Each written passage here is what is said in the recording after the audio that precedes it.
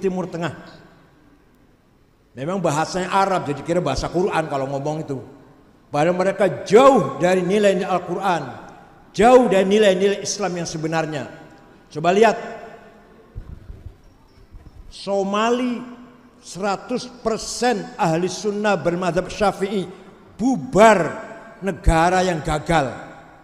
Afghanistan 100% Muslim, 91% Hanafi, Sunni, Maturidi, Naqsyabandiyah, 1% Syiah, berantakan, negara yang gagal.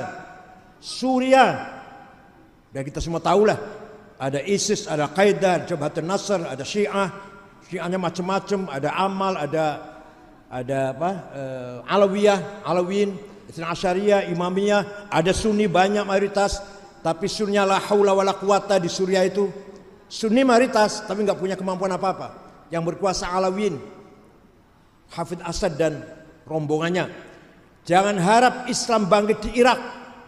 Sampai sekarang Irak masih menghadapi masalah selatan dan utara. Selatan itu Arab, utara itu Kurdi. Selatan itu Syiah, utara itu Sunni. Itu masih masalah, masih masalah. Kalau di kita nggak ada masalah sudah. Sudan, jangan harap kita mengharapkan kebangkitan Islam dari Sudan. Tunis agak mendingan, tapi nilai atau kualitas pendidikannya jauh kalau kita bandingkan dengan di kita Indonesia aja masih jauh, masih bagus kita. Aljazair nggak jelas arahnya. Setelah sosialisme gagal, mereka sedang mencari model seperti apa kelanjutan negara Aljazair. Mesir agak lumayan karena ada Al-Azhar. Itu pun hanya sebatas kampus Al-Azhar, di dalam pagar tembok Al-Azhar. Di luar itu sudah tidak menampakkan lagi masyarakat yang beradab. Alhamdulillah di kita, masyarakat kita Nahdien masih bisa kita banggakan, masih punya prinsip ruh pesantren, ruh ma'had, masih bisa kita lihat keseharian di kehidupan sehari-hari masyarakat berkat perjuangan Nahdlatul Ulama selama ini. Betul, betul. Bukan kita romantisme dengan diri kita sendiri, tidak, betul. Kalau kita tahu, contoh Mesir aja, contoh ambil kita Mesir. Kalau di dalam Al-Azharnya memang luar biasa. Di dalam kampus Al-Azhar memang luar biasa. Di sanalah pembahasan ilmu, diskusi ilmiah luar biasa. Begitu keluar dari tembok Al-Azhar, akan kita jumpai pemandangan orang yang kencingnya berdiri. Ya gak Paman? Ya gak Paman? Kalau nggak pernah ke Mesir barangkali nggak percaya. Itu rata-rata orang Mesir kalau kencing berdiri, mepet tembok. Sehingga tembok di gedung-gedung Mesir itu merah semua, tuh merah kuning semua. Bekas kencingnya orang Mesir itu. Begitu pula kotornya luar biasa, dan masing-masing menghadapi kehidupan yang sangat mu'aqadah, yang sangat sulit, menghadapi kehidupan yang carut marut. Berkali-kali perang di Israel, ekonomi hancur, tatanan masyarakat hancur. Dulu pernah Anwar Sadat ingin mengembalikan kebesaran Mesir, tapi belum berhasil, sudah terbunuh. Walhasil itulah gambaran secara umum masyarakat Islam di Timur Tengah. Yang sebenar-benarnya masyarakat Islam di Indonesia. Di Indonesia ada pesantren, ada partai politik, ada lembaga pendidikan, ada jamiah-jamiah. Ini luar biasa yang tidak kita jumpai di Timur Tengah. Jangan anggap kalau kita mengadakan tahlilan saja atau maulid Nabi di negara Timur Tengah itu gampang, sulit, harus izin. Bikin pesantren, bikin madrasah, majelis taklim harus izin. Di kita bebas sebebas-bebasnya. Ini harus kita pelihara. Maka dan alhamdulillah lagi NU ini berganti-ganti Rais Am, berganti-ganti ketua umum, prinsip tawassud dan tasamuh tidak pernah kendor, tidak pernah bergeser. Bagaimana Ikhwan Muslimun yang didirikan oleh Hasan Banna, ulama Al-Azhar yang moderat, tapi begitu beliau terbunuh diganti Said Qutb, bergeser ke kanan menjadi radikal. Hizbut Tahrir Hizbut Tahrir Palestina yang didirikan oleh Syekh Taqiyuddin Nabhani, tawassut, moderat, tidak radikal. Begitu wafat Taqiyuddin diganti Dr. Abdul Qadim, geser ke kanan menjadi radikal. Di kita alhamdulillah berganti-ganti rois am, berganti ketua umum, tidak bergeser dari prinsip. Kalau hanya gaya-gaya modelnya ketua umum beda-beda dikit lah. Oleh karena itu kita punya kekayaan yang harus kita pelihara. Pertama, atharawatul ijtimaiyah, kapital sosial. Satu-satunya ormas di dunia barangkali yang kaya dengan modal sosial, modal masyarakat yang luar biasa. Orang tidak punya kartanu tapi merasa menjadi NU. Orang tidak punya kartanu, tidak punya terdaftar tapi merasa menjadi NU. Asal tahlilan bilangnya NU, asal kunut bilangnya NU. Gak mau kalau dikatakan bukan NU karena kunut. Ini kapital luar biasa ini, harus dipelihara, harus dijaga. Yang sangat mahal ini. Kita punya atharawatul hadariyah, kultur kapital. Kita punya pesantren, kita punya kitab kuning yang sudah jelas bukti nyata. Kitab kuninglah yang menyelamatkan umat Islam di Indonesia ini.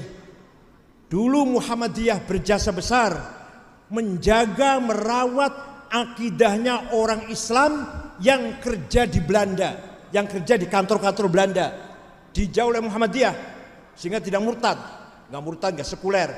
Muhammadiyah berjasa besar menjaga, menyelamatkan akidahnya pegawai-pegawai Belanda, tapi tidak ada pendalaman, tidak ada kajian-kajian Islam, tidak meninggalkan kitab-kitab maroji, literatur primer ditinggalkan oleh Muhammadiyah, sehingga kualitas pemahaman Islamnya keropos. Walaupun Muhammadiyah berjasa, kita akui Muhammadiyah berjasa besar menyelamatkan orang Islam yang kerja di kantor Belanda. NU lah yang menjaga, merawat atharawatul hadariyah, menjaga Fathul Mu'in, menjaga arkan salat sab'ata asyar, furudul wudu sitatun. Itu yang jaga NU, itu yang jaga. Belum lagi menjaga ila hadrat Rasulullah SAW Al-Fatihah. Di luar itu enggak ada itu. Ini merupakan hadarah, peradaban yang kekayaan peradaban luar biasa, harus dijaga. Memang sih boleh saja hanya Fatihah dengan mengatakan mari kita bersama baca Al-Fatihah yang ditujukan pahalanya untuk Rasulullah. Ya boleh, tapi kurang NU itu loh, kurang NU. Kurang mantep kalau enggak ilah hadrat Rasulullah Fatihah. Waduh, wa ju'al wasal kiram wa tabi'un salam. Ulama mujahidin fi din muslimin qur'an wa husnul wa bain wa jan wa jadatin muslimin sumat wa sallallahu fi rahmah wa ja'al jannah wa wahum. Wah, maharam gitu. Padahal boleh-boleh saja. Mari kita baca Al-Fatihah untuk orang tua kita. Semoga orang tua kita sekarang ada di alam sisi Allah. Mari sama-sama Al-Fatihah. Boleh kan ya? Boleh. Enggak marah. Bukan hadarah kita itu. Laisat hadaratuna seperti itu. Hadaratuna ya seperti kita lakukan setiap saat itu. Ini harus kita jaga. Capital culture, kekayaan budaya. Belum lagi Fathul Mu'in, harus kita jaga. Belum lagi utawi iku, harus kita jaga. Faslun fil jihadi wa huwa fardu kifayatin marratan fi kulli am wa anwa'u arba'atun itsbatu wujudillah wa iqamatu syari'atillah wal qitalu fi sabilillah wa daf'u dhurri ma'sumin musliman kana wal muslim bil it'ami wal iksa'i wal iskani wa thamanid dawajir tamrid. Fathul Mu'in itu harus dijaga itu. Pasal ini menjelaskan bab jihad. Jihad ada 4. 1. Mengajak masyarakat beriman kepada Allah. 2. Menegakkan syariat. 3. Perang fisabilillah. 4. Memberi perlindungan kepada masyarakat muslim atau non muslim asalkan masyarakat baik-baik dengan kecukupan pangan, sandang, papan dan kesehatan. Harus kita jaga. Nasnya itu harus dijaga, nasnya. Gak cukup hanya bahasa Indonesia saja, harus faslun fil jihadi. Dibaca itu. Kalau gak dibaca cemplang, hambar. Mari kita jaga masyarakat kita, akidahnya, syariatnya, dan kecukupan sandang. Wah, itu pidatonya Pak Camat itu. Pidatonya Dan Ramil itu. Kalau pidatonya ketua NU, ketua PKB harus faslun fil jihadi wa huwa fardu kifayatin marratan fi kulli am wa anwa'uhu arba'atun itsbatu wujudillah. Mantep kan gitu kan? Ini kekayaan kita ini. Orang lain nggak bisa ini.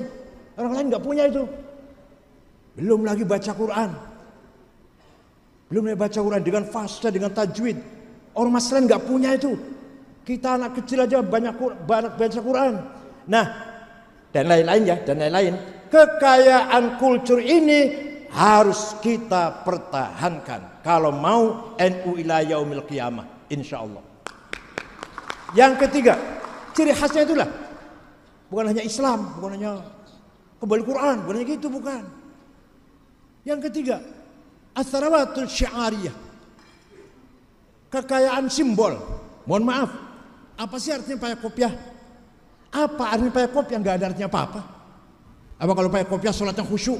Kalau nggak pakai kopiah kurang khusyuk? Enggak. Tapi itulah simbol kita, pakai kopiah. Apa artinya beduk di masjid? Nah, kalau nggak ada beduknya masjidnya kurang afdol. Kalau ada beduknya afdol masjidnya. Enggak. Nilai masjid itu nggak akan bertambah ada beduk. Kalau nggak ada beduk nggak ada tambahnya. Nggak ada apa-apanya. Tapi itulah simbol kita, harus ada beduk. Paham betul? Paham betul?